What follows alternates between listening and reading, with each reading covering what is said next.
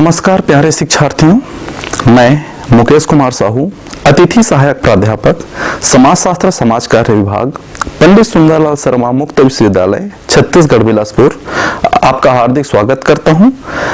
आज के व्याख्यान माला में हम जानने वाले हैं सामाजिक विचारक, जिसमें आज के विचारक हैं हमारे अगस्त कॉम्ट। अगस्त कॉम्ट एक फ्रांसीसी विद्वान थे जिनका जन्म 1798 में हुआ था। इनका पूरा नाम Isidore Auguste Marie Francois Xavier Comte था। इनके ऊपर सबसे ज्यादा जो प्रभाव है वो इनके गुरु सेंट साइमन और साथ ही साथ इनके शैक्षणिक काल में हुए फ्रांसीसी क्रांति का प्रभाव पड़ा था। इसीलिए अगस्त कॉम्ट समाज में जो घटने वाली घटनाएं हैं उसका अध्ययन उस वैज्ञानिक तरीके से करना चाहते थे जिस प्रकार से भौतिक जगत का अध्ययन प्राकृतिक विज्ञानों के अंतर्गत किया जाता है। इसीलिए सन 1838 में इन्होंने समाजशास्त्र की रचना की। समाजशास्त्र को शुरुआती दिनों में इन्होंने सामाजिक भौतिकी कहा, यानी कि सोशल फिजिक्स, लेकिन नाम में विवाद और साथ ही साथ भौतिक शास्त्र के साथ जो इनका कॉन्फ्लिक्ट हो रहा था उसे दूर करने के लिए इन्होंने उसे समाजशास्त्र कहा। इसीलिए अगस्त कॉम्ट को समाजशास्त्र का जनक कहा जाता है। समाजशास्त्र को परिभाषित करते हुए अगस्त कॉम्ट कहते हैं कि समाजशास्त्र समाज का वैज्ञानिक अध्ययन है जिसमें सामाजिक प्रघटनाओं का उसी तरीके से अध्ययन किया जाता है जिस प्रकार से प्राकृतिक विज्ञानों के अंतर्गत भौतिक जगत का अध्ययन किया जाता है। अगस्त कॉम्ट की जो पहली पुस्तक है वो है a plan of the scientific operational necessaries for reorganisation of society, जो कि 1822 में प्रकाशित हुई थी। ये पुस्तक उन्होंने अपने गुरु सेंट साइमन के साथ मिलकर लिखी थी, जिसमें उन्होंने समाज सुधार और सामाजिक पुनर्गठन के बारे में व्याख्या किया है। इनकी जो दूसरी पुस्तक है वो है कोर्स ऑफ पॉजिटिव फिलॉसफी, जो कि 1830 से लेकर के 1842 के इन 12 वर्षों में 6 अलग अलग संस्करणों में प्रकाशित हुई है। ये जो पुस्तक है वो अगस्त कॉम्ट की सबसे प्रमुख पुस्तक है। इसी पुस्तक में उन्होंने लॉ ऑफ 3 स्टेजेस, यानी कि मनुष्य के चिंतन की 3 अवस्थाओं के बारे में बात किया है। अगली जो इनकी पुस्तक है वो है the system of positive polity, जो कि 1851 से 1854 के बीच 4 संस्करणों में प्रकाशित हुई है। इनकी अन्य पुस्तकों में डिस्कोर्स ऑफ पॉजिटिव स्पिरिट और रिलीजन ऑफ ह्यूमैनिटी है। अब हम जानने वाले हैं अगस्त कॉम्ट की सबसे प्रमुख जो थ्योरी है, अवधारणा है, जिसे बोला जाता है लॉ ऑफ 3 स्टेजेस, मनुष्य की चिंतन की 3 अवस्थाएं। अगस्त कॉम्ट ने अपनी पुस्तक the course of positive philosophy में इसका जिक्र किया है कि मनुष्य का जो सोच का स्तर है, चिंतन का जो स्तर है, वो 3 अवस्थाओं से होकर गुजरता है। जिससे पहला स्तर इन्होंने कहा है थियोलॉजिकल स्टेज, यानी कि धार्मिक स्तर। दूसरा जो स्तर इन्होंने बताया है उसे बोला जाता है मेटाफिजिकल स्टेज, यानी कि तात्विक स्तर। और तीसरा जो स्तर इन्होंने बताया है वो है पॉजिटिव स्टेज, यानी कि प्रत्यक्षवाद या वैज्ञानिकता का स्तर। जब हम पहला स्तर की बात करते हैं जिसे बोला जाता है थियोलॉजिकल स्टेज, उसमें बताया है कि समाज में घटने वाली हर एक घटना है उसे कहीं ना कहीं देवी देवताओं से जोड़ा जाता है, एक अलौकिक शक्ति के रूप में देखा जाता है। हर एक चीज में धर्म का, देवी देवताओं का होता है। जो भी घटनाएं घट रही है उसके लिए देवी देवताओं को जिम्मेदार माना जाता है। इस स्तर को भी अगस्त कॉम्ट ने 3 अलग अलग चरणों में बताया है। पहला जो स्तर इन्होंने जो बताया है धार्मिक स्तर में वो है जीवित सत्तावाद का, फेटिसिज्म का, जिसमें ये कहते हैं कि जो समाज में घटने वाली हर एक घटना है उसके लिए एक देवी रूप जिम्मेदार है, देवी शक्तियां जिम्मेदार है, अलौकिक शक्तियां जिम्मेदार है। साथ ही साथ इस स्तर पर हर एक चीज, प्रकृति में पाने वाली हर एक चीज में देवी शक्ति का वास होता है। जैसे कि आप देख पा रहे हैं मेरे हाथ में एक पेन है, तो जब ये स्तर होता है जीवित सत्तावाद के स्तर पर जो सोच होता है वो होता है कि इस पेन में भी एक देवी शक्ति है ना। साथ ही साथ इस स्तर पर जादू टोने का भी प्रभाव होता है। दूसरा जो स्तर हमें देखने को मिलता है धार्मिक स्तर के अंतर्गत वो होता है हमारा बहुदेवत्ववाद का। जब समाज थोड़ा संगठित होता है और थोड़ा प्रगति करता है तब हमें यह देखने को मिलता है कि अलग अलग परिस्थितियों के लिए अलग अलग देवी देवताओं का नाम जोड़ा जाता है। जैसे कि अभी हमने देखने को मिलता है ज्ञान की देवी के रूप में हम सरस्वती जी की पूजा करते हैं, धन की देवी के रूप में लक्ष्मी जी की पूजा करते हैं, वहीं अगर बरसात हो रही है या बरसात नहीं हो रही है उसके लिए हम इंद्रदेव को जिम्मेदार मानते हैं। यह हो जाता है आपका बहुदेवत्ववाद, जहां पर अलग अलग परिस्थितियों के लिए अलग अलग देवी देवताओं को जिम्मेदार माना जाता है। तीसरा जो स्तर है धार्मिक स्तर का, वो होता है अद्वैतवाद का। समाज में घटने वाली समस्त घटनाओं के लिए सिर्फ एक ही देव जिम्मेदार है। इस पृथ्वी पर, संसार पर सिर्फ एक ही देव है। बहुत से देव का जो विचार है, अवधारणा है, वो बहुत सही नहीं है और समाज में घटने वाली सभी घटनाओं के लिए हम सिर्फ एक देव को जिम्मेदार मानते हैं। ये तो स्तर है हमारा धार्मिकता का स्तर।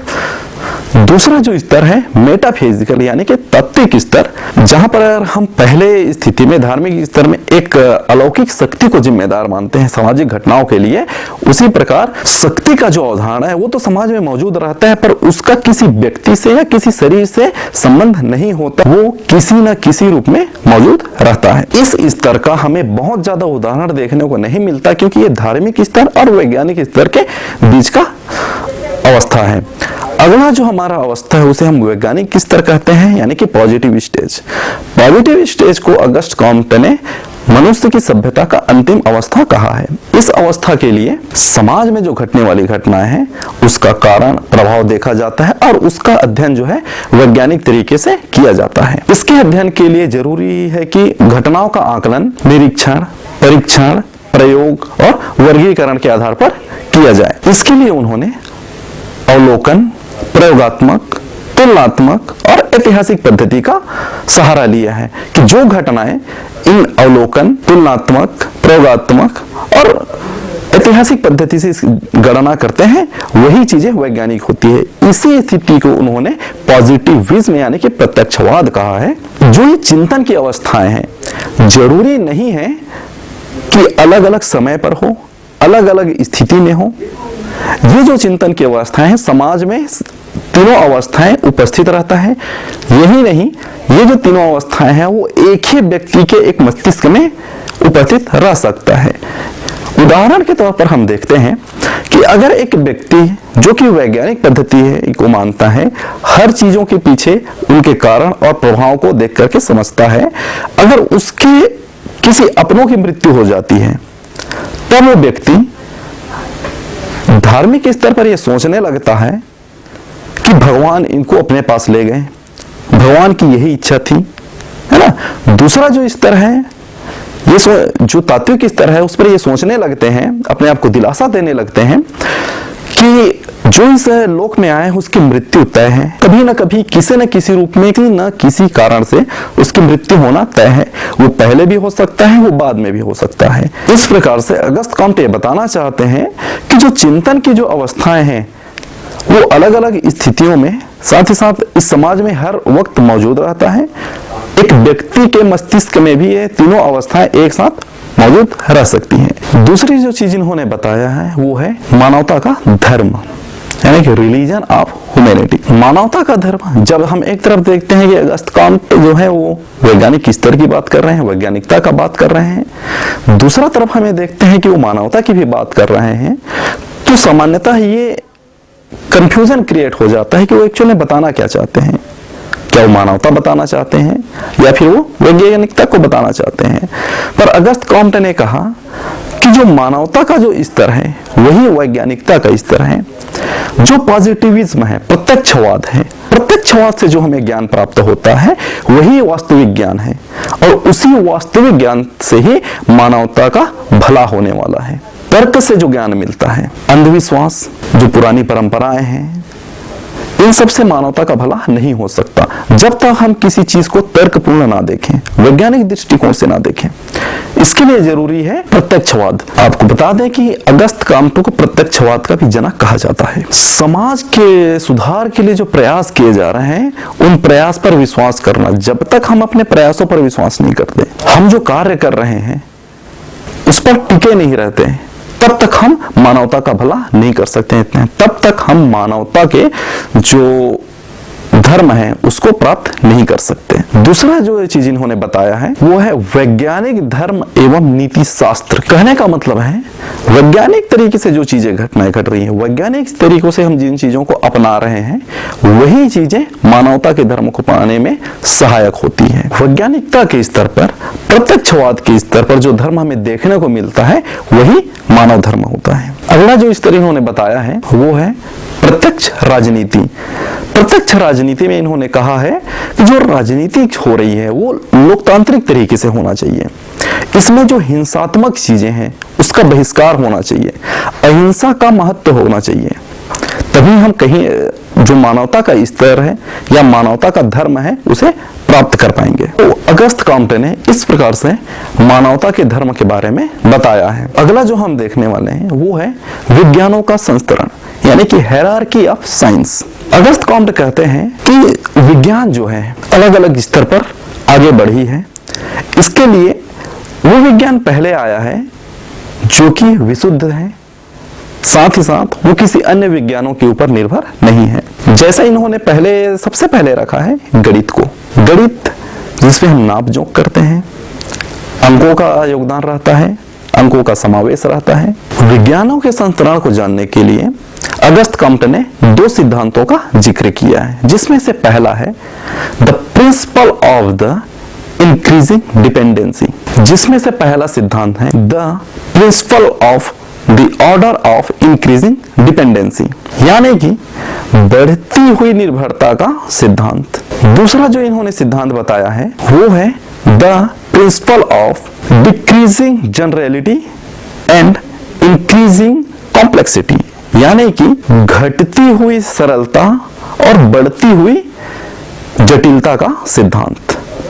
कहने का मतलब है जैसे जैसे विज्ञान आगे बढ़ता जाता है, आगे के स्टेज में जाता है, उसकी सामान्यता कम होती जाती है, साथ ही साथ उसकी जटिलता बढ़ती जाती है, क्योंकि बाद के जो विज्ञान है वो अपने पहले वाले विज्ञानों के ऊपर निर्भर होते जाते हैं।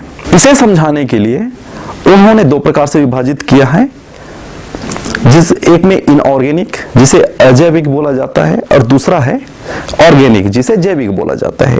तो विज्ञानों का जो शुरुआत है वो पहले अजैविक के रूप में आया। अजैविक को भी इन्होंने दो प्रकार से विभाजित किया है। एक तो पहला होता है एस्ट्रोनॉमिकल यानी कि खगोल शास्त्री, और दूसरा होता है टेरेटेरियल यानी कि स्थलीय। खगोल शास्त्री में इन्होंने खगोल शास्त्र का जिक्र किया है। खगोल शास्त्र जिसमें सौर मंडल, ग्रहों का अध्ययन किया जाता है, विभिन्न ग्रहों के चाल, उनकी दिशा, उनका गुरुत्वाकर्षण या उनकी प्रकृति, उसका अध्ययन करते हैं। दूसरा बारे में जहां पर स्थली की बात आती है, इन्होंने जिक्र किया है भौतिक शास्त्र और रसायन शास्त्र का, जिसमें भौतिक शास्त्र पहले आता है। भौतिक शास्त्र जिसमें हम ताप, दाब इत्यादि चीजों का मापन करते हैं। और जो रसायन शास्त्र है, रसायन शास्त्र में विभिन्न रासायनिक क्रियाएं, वो रासायनिक अच्छे रूप में भी कार्य करते हैं, वो गलत रूप में भी कार्य करते हैं, उसका अध्ययन किया जाता है। और जो ऑर्गेनिक चीजें हैं, जैविक चीजें, इसे भी उन्होंने दो प्रकार से विभाजित किया है। उसमें है एक इंडिविजुअल के रूप में, दूसरा है एक ग्रुप के रूप में। रही बात इंडिविजुअल की, तो इन्होंने उसे प्राणी शास्त्र के रूप में विभाजित किया है, यानी कि जीव विज्ञान के रूप में, बायोलॉजी, जिसमें एक मानव शरीर के अंतर्गत जो उसकी क्रियाएं हैं उसका अध्ययन किया जाता है। और अगला जो अध्ययन है जो कि सामूहिक रूप से किया जाता है, उसे इन्होंने समाज शास्त्र कहा है। तो इन्हीं अध्ययन के आधार पर अगस्त कॉम्टे ने जो विज्ञानों का संस्तरण है वो कुछ इस प्रकार से किया है कि सबसे पहले उन्होंने अपने विज्ञानों के संस्तरण में गणित को रखा है। गणित जिसमें हम लेखा जोखा करते हैं, और वो विज्ञान को उन्होंने सबसे शुद्ध कहा है, सबसे सरल कहा है, और साथ ही साथ वो विज्ञान जो किसी अन्य के ऊपर निर्भर नहीं है। दूसरे नंबर पर आते हैं खगोल शास्त्र, जो कि ग्रहों का अध्ययन करते हैं। तो ग्रहों के मापन के लिए गणित का जानना जरूरी है। तो इस प्रकार जो खगोल शास्त्र है वो गणित के ऊपर निर्भर है। तो इसी क्रम को आगे बढ़ाते हुए इन्होंने कहा इसके बाद जो आता है वो भौतिक शास्त्र है, उसके बाद रसायन शास्त्र, उसके बाद जीव विज्ञान, और उसके बाद है समाज शास्त्र। तो अगस्त कॉम्टे के अनुसार गणित जो है वो सबसे विशुद्ध विज्ञान है और समाज शास्त्र है वो जो सबसे जटिल विज्ञान है, क्योंकि समाज शास्त्र को समझने के लिए गणित, खगोल शास्त्र, भौतिक शास्त्र, रसायन और प्राणी शास्त्र का जानकारी होना जरूरी है। साथ ही साथ अगस्त कॉम्टे ने कहा है कि अगर आने वाले समय में अगला जो विज्ञान आएगा वो विज्ञान आएगा नीति शास्त्र यानी कि इथिक्स, जिसमें हम नीति शास्त्र और मनोविज्ञान का अध्ययन करेंगे। अगस्त कॉम्टे ने समाज शास्त्र की विषय वस्तु के रूप में दो भागों में विभाजित किया है, जिसमें पहला है सोशल स्टैटिक्स और दूसरा है सोशल डायनेमिक्स। जैसा कि हम देखते हैं मानव शरीर में जब हम स्थिति की बात करते हैं, यानी कि हमारी जो शारीरिक संरचना है, हम एक खड़ी हुई अवस्था में हैं, और जब हम एक खड़ी हुई अवस्था में हैं तब हमारे जो शरीर है बस वो एक अंगों का जाल है। हमारे विभिन्न अंग मिलकर हमारे शरीर का निर्माण करते हैं। उसी प्रकार से समाज के विभिन्न अंग मिलकर के समाज का निर्माण करते हैं, जिसमें कि जब हम सामाजिक स्थिति की बात करते हैं तो समाज की संरचना की बात करता है, साथ ही साथ समाज की व्यवस्था और समाज के क्रिया और प्रतिक्रिया की खोज करता है। दूसरी तरफ हम देखते हैं सोशल डायनेमिक्स में, यानी कि सामाजिक गति विज्ञान में, जब वो चलायमान होती है, जब हम कुछ कार्य करते हैं तब हमारा शरीर चलता है, एक्टिव रहता है, तब उस दौरान जो हम चीजें देखते हैं वो गति है, हम यानी कि शरीर गतिमान है। उसी प्रकार से समाज जब कार्य करते हैं, समाज के विभिन्न जो इंस्टीट्यूशंस हैं, विभिन्न संस्थाएं हैं, कार्य करती है, तब उसे सोशल डायनेमिक्स कहा है। समाज के जो अंग हैं वो कार्य स्थिति में है, फंक्शन की स्थिति में है, उसको इन्होंने बताया है। समाज की गतिकी के क्षेत्र में जब समाज का विकास होता है, समाज में परिवर्तन होते हैं, है ना, तब उस स्थिति को उन्होंने समाज की गतिकी कहा है। तो आज हमने देखा अगस्त कॉम्टे के बारे में, जिसे कि समाजशास्त्र का जनक कहा जाता है, साथ ही साथ प्रत्यक्षवाद यानी कि पॉजिटिविज्म का भी जनक कहा जाता है। तो प्यारे विद्यार्थियों, आज के व्याख्यान माला में बस इतना ही। आप सभी का बहुत बहुत धन्यवाद।